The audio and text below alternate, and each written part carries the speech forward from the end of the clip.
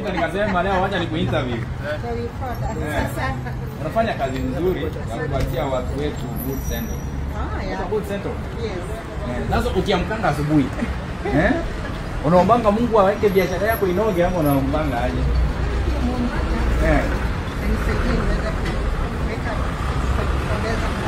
Kitu kwa mimi. Lakini uombi kwamba fulani tukupe ndio upate biashara. Biashara. Nasema tu nikuulize. Unajua kuna biashara, kuna wakati biashara iko chini.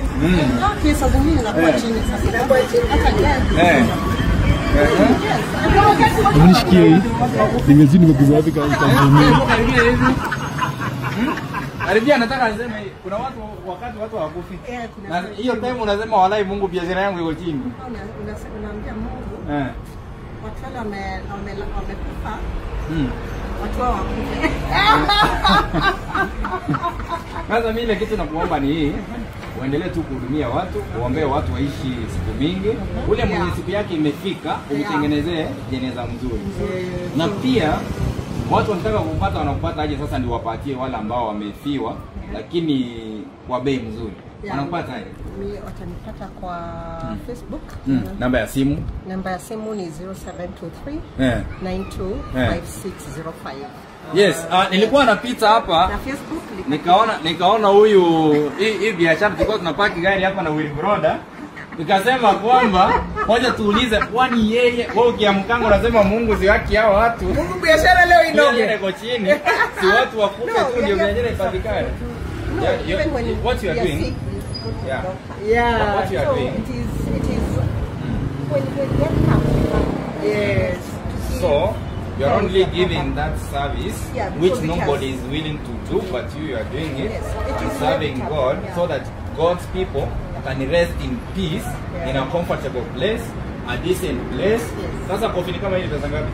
Kama hii ni 30,000. Oh, okay. Yeah, 40,000. 40. 20. Yeah, depending on. Hii ya gold. Yeah, gold is 20. Do you have relatives who don't talk to you anymore because of this summer family? No, most of them they do talk to me. Yeah. And they appreciate the business that I do. So nyumbani kwa familia mtu akituacha wanajua sisi mtu wetu wa nini mmoja.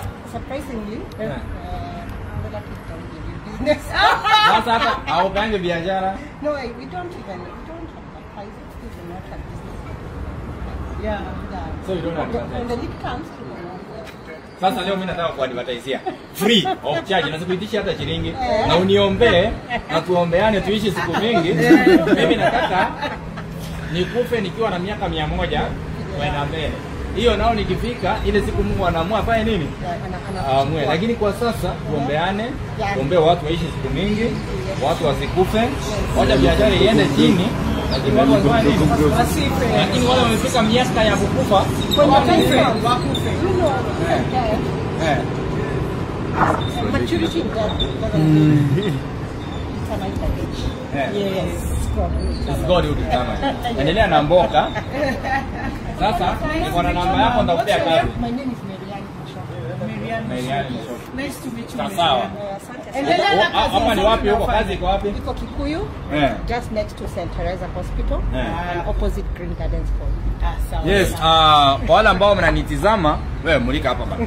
Wale ambao mnanitizama kwa majina naitwa Geoffrey Mosiria. Ulikuwa unanijua? Yes, kwa Facebook. Katibu mkuu wa ushirikisho na huduma kwa wananchi.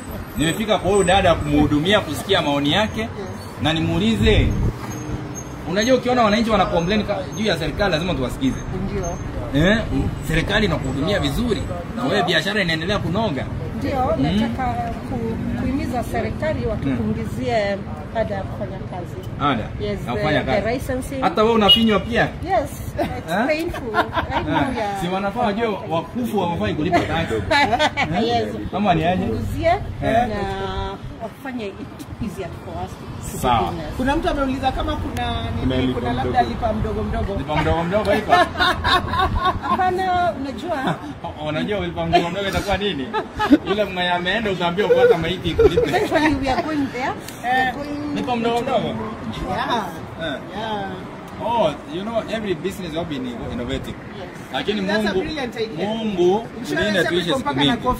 Iko na Coffin, that's what now we are we are hopefully doing. Unajua nimefika hapa appetite ikapotea, lakini kwa sababu Mungu ni mkuu nitakula.